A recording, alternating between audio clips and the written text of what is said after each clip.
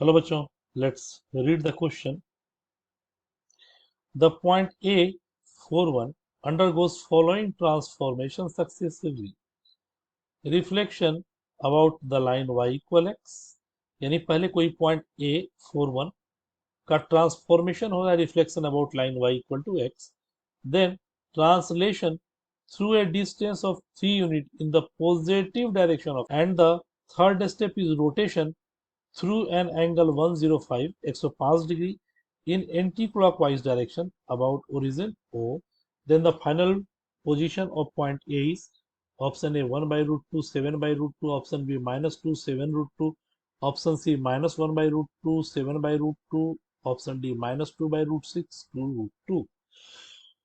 तो बच्चों क्वेश्चन के लिए सबसे पहले हम कुछ की कॉन्सेप्ट्स पहले देखें, उसके बाद ड्रॉ करेंगे सब की कॉन्सेप्ट. सबसे पहला की कॉन्सेप्ट्स, किसी लाइन y इक्वल x के अबाउट अगर रिफ्लेक्शन निकालना हो, यानी reflection of point alpha beta about A line y equal x, यानी अगर कोई पॉइंट ये है मेरा, तो y इक्वल x के अबाउट रिफ्लेक्शन का क्या मतलब हुआ.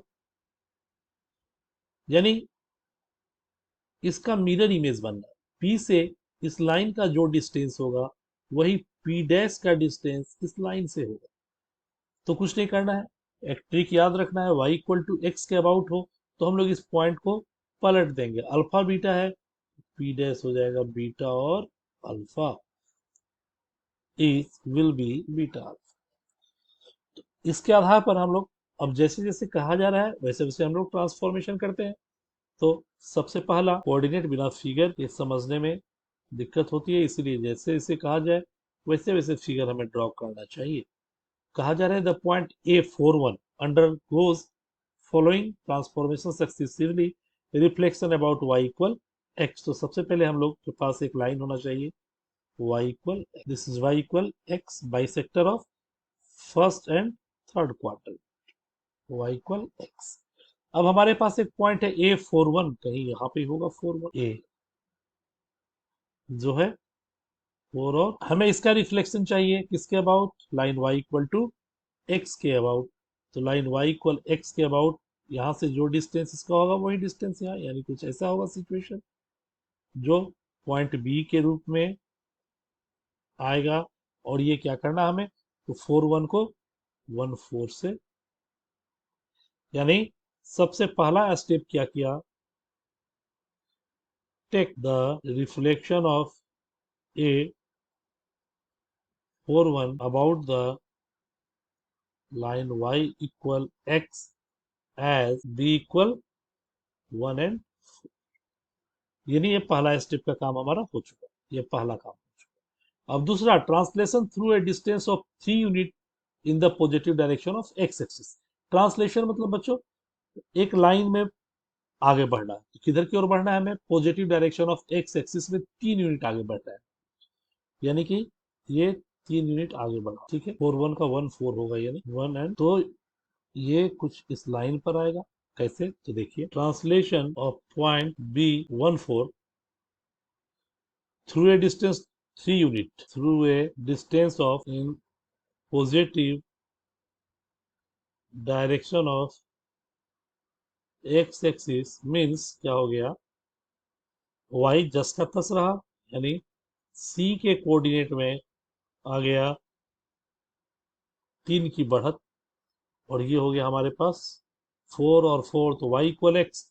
इसलिए मैंने कहा ये पॉइंट लाइन पर लाई करेगा, यानी अब ये पॉइंट लाइन पर आ गया हमारा. जो पॉइंट क्या है, C है 4 एंड, ठीक है.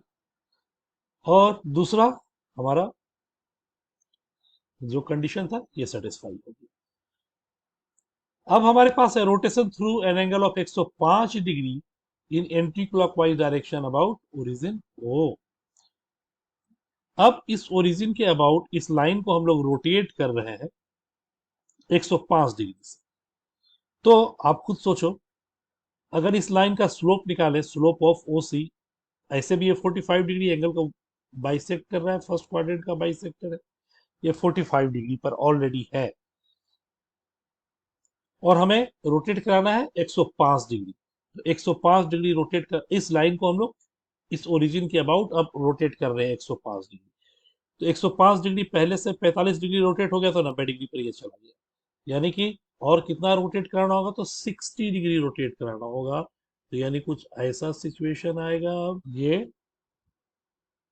105 डिग्री पर चला, यानी कि ये पॉइंट है। ठीक है, अब आप खुद सोचो, 105 डिग्री और ये 45 डिग्री, 150 डिग्री, तो ये रेस्ट एंगल क्या होगा, तो ये 30 डिग्री का होगा। और हमारा ये पॉइंट सी था, इस पॉइंट का, इस पॉइंट के इसको हमने रोटेट कराया, तो लेंथ तो यही रहा होगा, यानी ओसी का लेंथ तो वही रहा होगा जो ओ डी का होगा।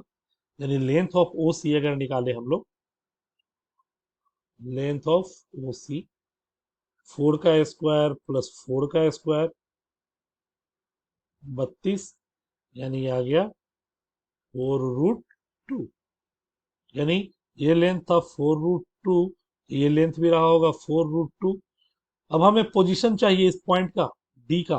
तो डी का पोजीशन अगर ये अल्फा और बीटा है, और यहां से हम लोगों ने एक परपेंडिकुलर ड्रॉ कर दिया, तो ये डिस्टेंस अल्फा और ये बीटा होगा। और अल्फा कैसा होगा, तो निगेटिव होगा, तो हम कहेंगे ये माइनस अल्फा है, क्योंकि जब रोटेशन 105 डिग्री का होगा, तो ये पहले से 45 था, 45 था 90, ये 45, अब 105 डिग्री रोटेट कर रहे हैं, तो ये 45 और प्लस प्लस 60, यानी ये 60 डिग्री।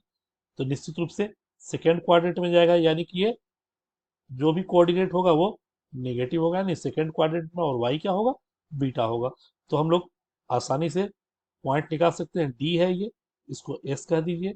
तो हम लोग इस ट्रायंगल में, in triangle O D S, in triangle O D S we have sine 30h p by h, that is ds by od, ds by od, and sin 30 is 1/2, हमें ds चाहिए, और od का length हमें मिल चुका है 4√2, this is 4√2, 2 दूना 4, therefore ds जो y था लेंथ हमारा, ये हो गया 2√2। अब हमें चाहिए cos 30, तो b by h, cos of od, cos 30 b by h ना, os by od, os, and cos 30 is √3/2, this becomes os, and od is your 4√2, 2 दूना 4, and os becomes 2 square root of 6. Therefore our new and final position, यानी D point आ गया minus alpha beta, that is minus x and y, and this is as your x, this becomes minus 2√6 and 2√2. This is the final position of A, final position of point A. This is the answer of the given question. और option देखे कौन सा है, minus 2√6, 2√2, that is option D. That is the most appropriate option of the given question is option D. Hope you will understood it well. Best of luck.